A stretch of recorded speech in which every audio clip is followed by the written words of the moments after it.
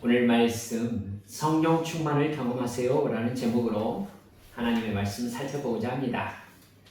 교회를 다니면서 어쩌면 가장 많이 듣는 말 중에 하나가 은혜 받았습니다 라는 말 아닐까 싶습니다.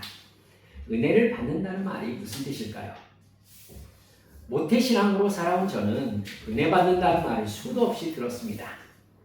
목사님에게 은혜 받았습니다 라고 말하는 것이 목사님을 기분 좋게 만든다는 사실도 알고 있었습니다. 제가 내린 결론은 은혜 받았다는 말은 좋게 말하면 감동받았다라는 의미였습니다. 목사님의 설교가 내 마음에 울림이 있었다, 어떤 깨달음, 이런 것이 있었다라고 하는 말이 은혜 받았습니다라는 말입니다. 예, 그 말도 맞습니다. 그것을 저는 부인하고 싶은 게 아니라요. 이 말씀을 조금 더 깊이 우리가 살펴볼 필요가 있다고 오늘 여러분들과 함께 말씀을 나누고 싶어요. 은혜 받았다는 말을 우리가 지금까지 알고 있는 개념으로 좀 적나라하게 얘기를 해보면은 내 감정 상태를 표현하는 말이 되겠죠. 그러니까 은혜 받기 위해서 교회로 온다는 말은 냉정하게 말하면 내 마음에 감동과 공감과 위로를 느끼고 싶어서 교회에 온다는 말이 되겠습니다. 여러분, 잘못됐다는 얘기를 하고 싶은 게 아니라 은혜 받았다 혹은 은혜라는 말이 감정 상태, 더 나아가서 나의 기분을 표현하는 말이 아니라는 것을 여러분도 오늘 말씀을 통하여 조금 깊이 느끼셨으면 좋겠다, 이런 생각을 하고 있습니다. 이것을 여러분들께서 좀 깊이 생각하실 수 있으셔야 오늘 설교 제목인 성령 충만을 받읍시다 라는 말씀의 의미를 좀 더 깨달아 아실 수 있을 것이다 싶습니다. 먼저 은혜라는 말은요, 성경에서 가장 대표적으로 헤세드라는 단어로 표현할 수 있습니다. 그것은 이런 뜻이에요. 소유를 가진 사람, 지위가 높은 사람이 가지지 못한 사람, 지위가 낮은 사람에게 돌려받을 것을 생각하지 않고 값없이 베푸는 혜택이라는 뜻입니다. 성경의 많은 곳에서 이 헤세드라는 말이 자비, 은혜라는 단어로 번역되어 있습니다. 이것을 사람과 사람의 관계로 한정 지으면 가난한 사람, 고아와 과부, 나그네 등 고통받는 사람들에게 나의 소유로 또 나의 힘으로 값없이 베푸는 행동, 이렇게 이야기할 수 있을 겁니다. 그러면 성경은 우리가 하나님께 받는 은혜라는 개념이 그런 자비와 자선의 개념이라고 가르쳐 주시고 있는 걸까요? 그것도 포함되어 있습니다. 하지만 여러분, 정확하게 그 본질부터 알아야 될 필요가 있습니다. 여러분, 우리가 하나님께 값없이 받는 은혜는 따라서 하십시다. 생명입니다. 생명입니다. 영생인 거예요. 아담의 후손인 우리는요, 죄인으로 태어나 죄를 지으며 내 육체의 유익과 만족을 위해 죄를 지으며 살다가 죄의 결과로 영원한 지옥의 죽음, 즉 멸망에 들어가게 되어 있는 존재입니다. 그런 우리들에게 은혜와 자비란 영원한 지옥의 멸망에서 구해 주시는 것입니다. 그래서 하나님의 은혜의 실제적인 정체는 곧 예수님입니다. 예수님께서 십자가에서 죄의 결과인 죽음을 치러주시고 그 사실을 믿는 사람은 예수님의 속죄가 적용되어서 죄 없다는 판정을 받습니다.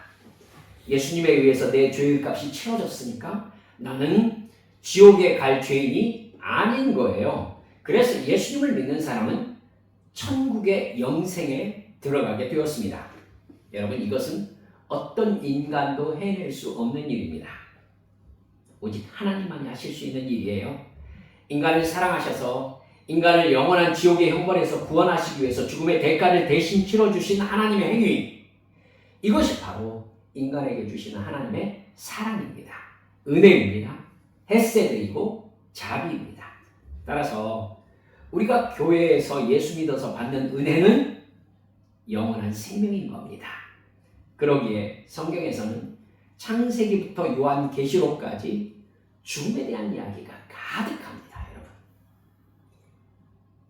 창세기 3장을 넘어서서 4장 들어가자마자 사람이 죽는 얘기가 나오기 시작해요.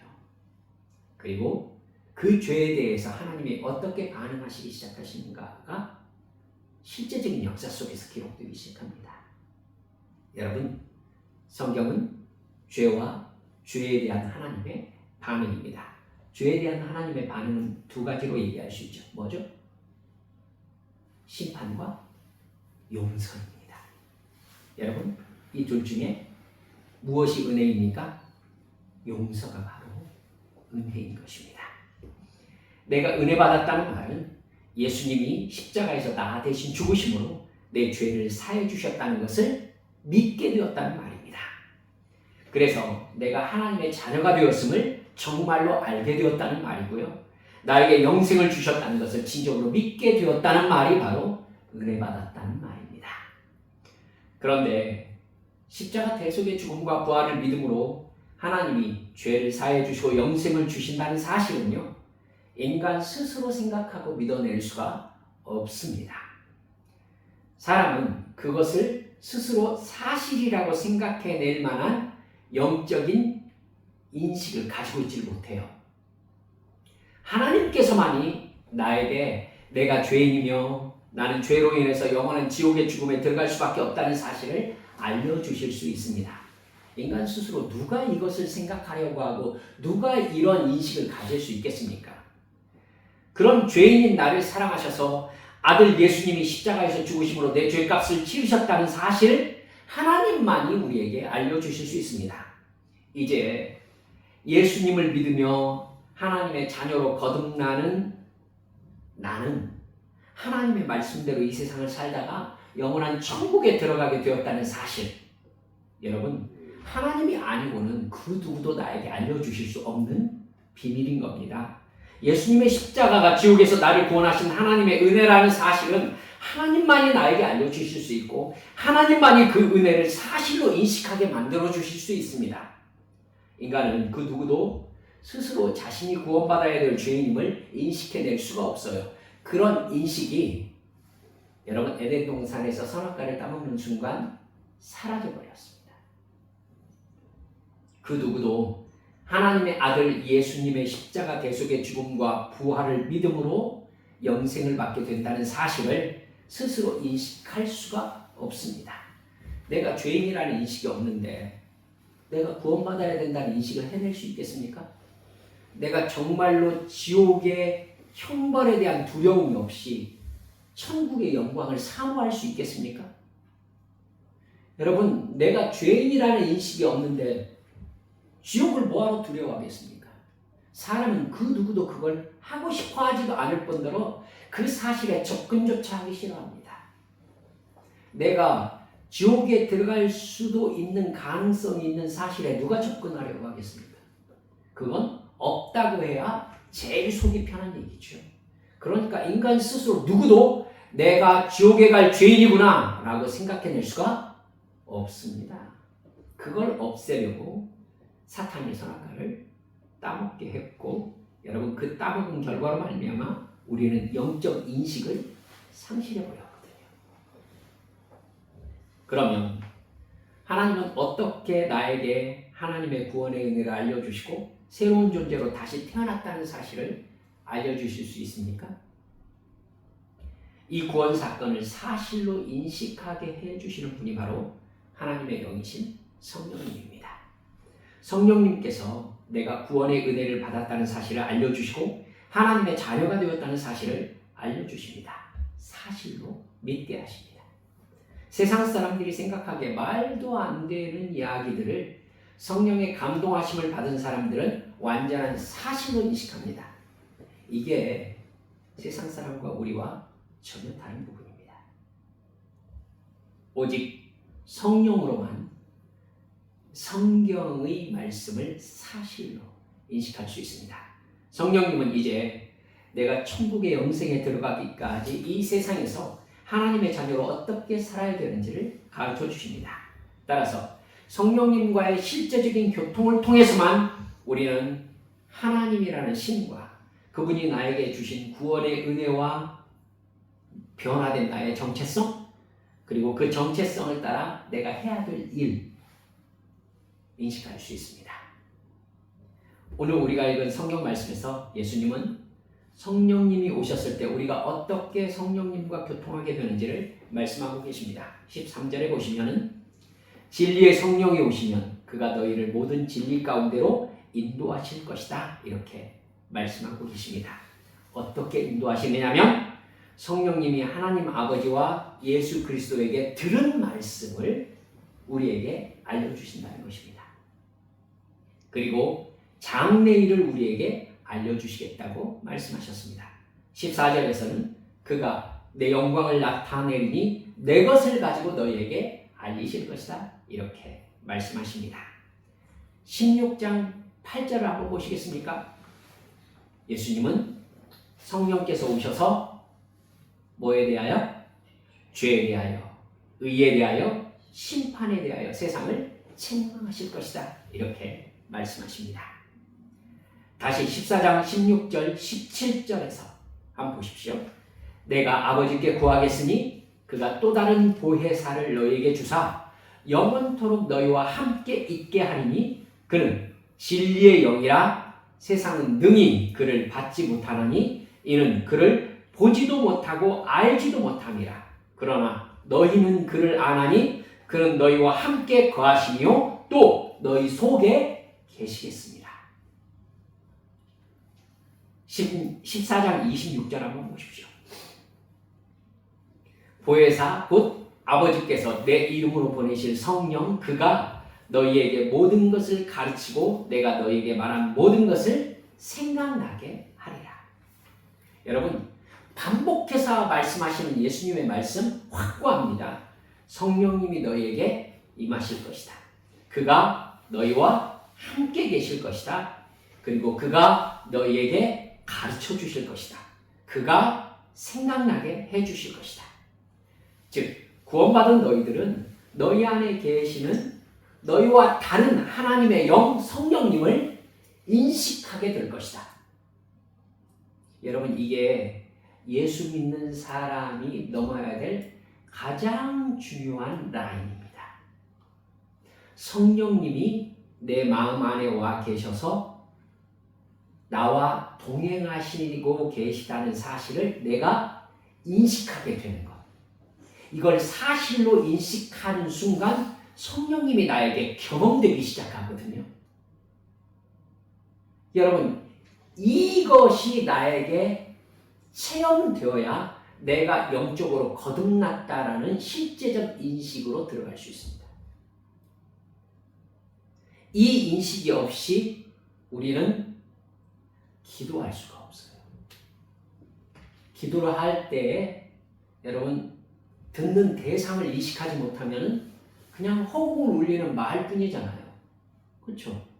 이 말을, 내 기도를 누군가 듣고 있다라는 대상에 대한 인식 없이 내가 혼자 말하는 것처럼 공허한 게 어디가 있습니까? 결국 기도가 교통이 되지 못하면 우리는 머지않아 기도를 안 하게 될 겁니다. 의미 없다라는 생각이 드니까요. 사랑하는 여러분들, 성령님께서 나와 함께 계신다. 하나님의 영이 나에게 와 있다.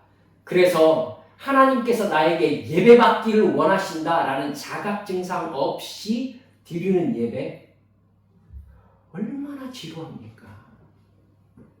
얼마나 의미 없습니까? 처음 찬양에서부터 마지막 축도의 순간까지가 하나님께 드려지는 의식이다.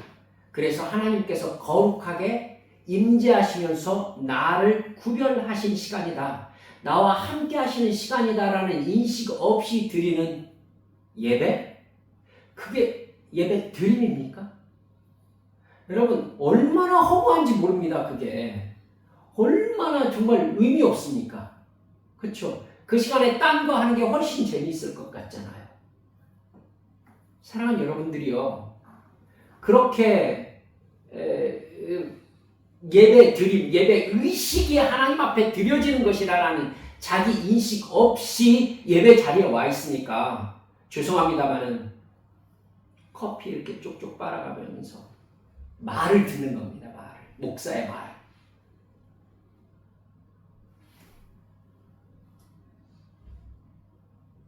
여러분, 그게 하나님께 드릴 예배입니까? 드림입니까? 뭐라고 하는가 듣는 거? 여러분 그럴 것 같으면 예배라는 의식에 참여할 필요가 없죠. 그렇죠? 뭐하러 예배라는 의식이 옵니까? 그냥 집에서 누워서 인터넷으로 유튜브에 보면 설교가 넘쳐납니다. 사랑하는 여러분들이요, 성령님께서 나에게 임하셔서 나와 함께 하시는 주님으로서 나의 생각과 말과 행동을 주관하고 계시고, 내가 죽어서 천국 가게 되는 그 순간까지 나의 인생을 인도하고 계신다. 그분께서 주일마다 또는 주중에 하나님께서 나의 예배 의식을 받으시고 나의 기도를 듣고 계신다. 그리고 내가 하는 행동을 하나님께서 만남 속에 인도하고 계시고 그 행동을 통하여 하나님 기뻐하시기도 하시고 어느 때는 서운해하기도 하신다. 이런 하나님과의 직접적인 관계와 하나님과의 교통을 느끼지 못한 채 하는 신앙생활, 절에 가는 것과 별로 다르지 않다라고 극단적으로 말씀드릴 수 있는 겁니다. 사랑하는 여러분들이요, 성령님과의 소통 속에서 예배드리고 성령님과의 소통 속에서 성경 읽고 기도하고 하나님의 말씀을 깨닫고 들어야 순종의 마음을 올바로 가질 수 있습니다. 성령님을 받는 경험을 하고 나에게 오신 성령님과 소통을 하고 하나님께서 지금 이 시간 이 장소에서 나에게 하시는 말씀을 듣고 순종하는 거듭난 하나님의 자녀로 살아가는 것, 성령님이 나와 함께 계시다는 인식 없이는 일어나지가 않아요. 일어나지가 않아요. 그럼 내가 어떻게 해야 되겠습니까? 우리에게 남은 것은 한 가지밖에 없습니다. 바로 성령을 충만히 받는 경험을 하는 겁니다. 경험을 하는 겁니다. 이거 해내셔야 합니다. 사도행전 19장 1절에서부터 7절까지를 제가 천천히 한번 읽어드리겠습니다. 아볼로가 고린도에 있을 때에 바울이 윗지방으로 다녀 에베소에 와서 어떤 제자들을 만나 가로되 너희가 믿을 때에 성령을 받았느냐? 가로되 아니라 우리는 성령이 있음도 듣지 못하였노라. 바울이 가로되 그러면 너희가 무슨 세례를 받았느냐? 대답하되 요한의 세례로라. 바울이 가로되 요한이 회개의 세례를 베풀며 백성에게 말하되 내 뒤에 오시는 이를 믿으라 하였으니 이는 곧 예수라 하거늘 저희가 듣고 주 예수의 이름으로 세례를 받으니 바울이 그들에게 안수하매 성령이 그들에게 임하심으로 방언도 하고 예언도 하니 모두 12사람쯤 되니라. 사도 바울은 성령을 받아야 하나님이라는 나를 창조하시는 신이 계시고 그의 아들 예수 그리스도의 십자가 대속의 은혜를 사실로 인식할 수 있다는 사실을 아주 잘 알고 있었습니다. 성령님이 아니고는요, 십자가 대속의 죽음과 부활이 나의 구원과 연결되어 있다는 사실을 인식해낼 수가 없어요. 그렇기 때문에 사도 바울은 반드시 믿을 때 성령을 받았는가라는 부분에 대해서 아주 중요하게 체크했습니다. 여러분, 오직 성령님을 받아야만이 사람인 내가 죄인임을 인식할 수 있다는 사실. 그래서 바울 자신이 받은 성령 충만의 비밀을 다른 사람에게도 계속 전했습니다. 그 말씀을 받은 사람들은 성령님을 사모하게 되었고 성령님이 그들에게 임하심으로 방언이라는 성령 임함의 직접적인 증거를 경험하게 된 것이었습니다. 여러분, 제가 방언만이 성령님께서 임하신 증거라고 말씀드리는 게 아니에요. 방언을 말하지 못하는 사람도 성령님이 임하신 사람이 많습니다. 다만 여러분, 이건 확실해요. 그게 무엇이 되었든지 성령님이 나에게 임하신 것은 분명히 과거로 돌아갈 수 없는 과거와의 단절이 존재합니다. 여러분 보세요. 성령님이 임하실 때와 성령님이 임하시지 않은 때는요, 세계가 달라요. 사는 곳이 달라요. 다른 존재가 되었어요. 성령님이 나에게 임하셨다는 사실을 내가 인식하는 순간 나는 나 스스로를 누구로 인식하게 되냐면 내가 영적인 존재구나 라고 알게 됩니다. 여러분, 내가 영적인 존재라는 사실을 인식해야만이 천국을 인식할 수 있어요. 아멘. 천국을 그래야 인식할 수 있어요. 여러분, 천국이 우리의 영혼이 가는 곳이기 때문입니다. 그리고 마지막 부활 때에 부활한 새로운 육체를 힘입어서 영원한 천국에 거하게 될 것이 우리들에게 남아있는 미래입니다. 여러분, 과거로 돌아갈 수 없는 단절이 반드시 존재하거든요. 여러분, 성령 받으시고 과거로 돌아갈 수 없다라는, 이제 새로운 존재가 되었다라는 자기 인식이 여러분 안에 생기셨습니까? 방언의 은사를 받은 사람은요, 방언을 하지 못할 때로 돌아갈 수 없다고 생각하셔야 됩니다. 아시겠어요?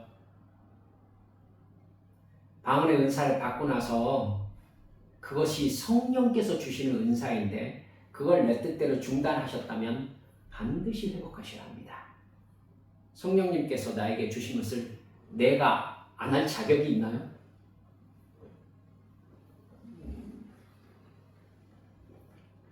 그 외에도 여러분, 제가 이렇게 한번 말씀드려보죠. 성령 충만의 가장 직접적인 증거는 내가 묶여있던 죄악을 끊어버리는 일이라고 확실히 말씀드릴 수 있겠습니다.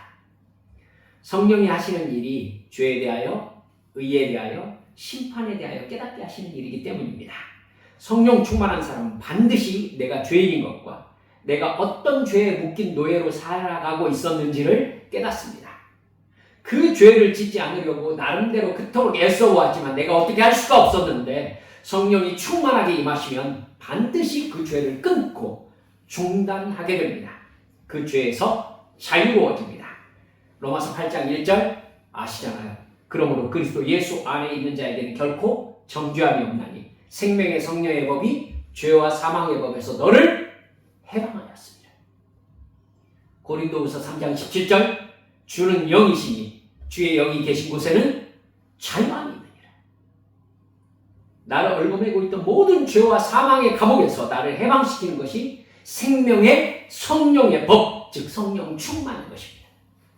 도저히 도둑질을 멈출 수 없었던 도벽을 가진 사람이 도둑질을 멈춥니다. 거짓말을 숨쉬듯 하는 사람이 있다고 하더라고요.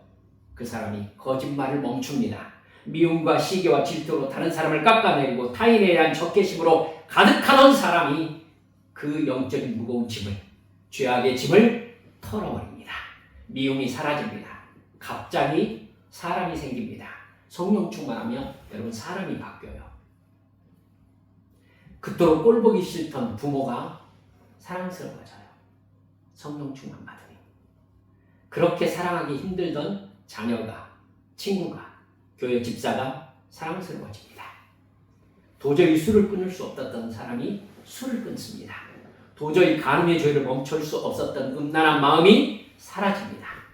채울 수 없는 허전함에 과식을 하고 물건들을 사들이고 여행을 다니고 그저 사람들을 만나야 마음이 편하다던 그 공허함이 마음에서 사라집니다. 하나님으로 내 삶이 채워집니다. 그것을 어떻게 나 자신이 스스로 만들어낼 수 있겠습니까? 오직 성령님이 임하셨을 때 나에게 나타나는 실제적인 증상입니다. 이 실제적이고 절대적인 변화를 경험하지 못한 사람은 그 누구도 나에게 이전과 다른 사람으로 내가 변했다, 이런 변화가 나에게 찾아왔다 말하지 못합니다. 내가 정말 예수 믿고 거듭난 사람인지, 내가 성령 받아서 하나님을 살아계신 신으로 인식하고 있는 사람인지 여러분 나는 압니다. 나는 알아요. 이 문제가 여러분에게 정말 심각하게 생각되어지기를 바랍니다. 이 문제가 나에게 해결된 문제가 되지 않으면요, 거듭난 사람이 아닙니다. 구원받은 사람이 아닌 것이죠. 내가 예수 믿는다고 착각하고 있을 뿐입니다. 그 상태로 죽으면 지옥에 갈 것입니다. 성령님은 여러분 확실히 이 시간에 결단 내리세요. 나도 모르게 오시지 않습니다. 나도 모르게 역사하시기는 해요.